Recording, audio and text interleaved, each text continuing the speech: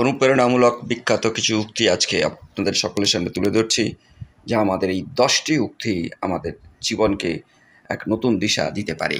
1, যদি মনে করো তুমি পারবে কিংবা মনে করো তুমি পারবে না, 2 ক্ষেত্রেই তোমার বিশ্বাস সঠিক। 2, বিখ্যাত হওয়ার প্রথম পদক্ষেপ হচ্ছে বিশ্বাসী হওয়া। 3, প্রচুর বই নিয়ে গরিব হয়ে চিলেকোঠায় বসবাস করব, তবু এমন রাজা হতে চাই না যে বই পড়তে ভালোবাসে না। 4, এমনভাবে অধ্যয়ন করবে যেন তোমার সময়াভাব নেই, তুমি চিরজীবী। এমনভাবে জীবনযাত্রা নির্বাহ করবে যেন মনে হয় তুমি আগামীকালই মারা যাবে। 5, নিজেকে নিয়ন্ত্রণ করো, তারপর অন্যকে অনুশাসন করো। নিজে নিয়ন্ত্রিত হলে অন্যকেও নিয়ন্ত্রণ করতে পারবে। নিজেকে নিয়ন্ত্রণ করাই খুবই কঠিন।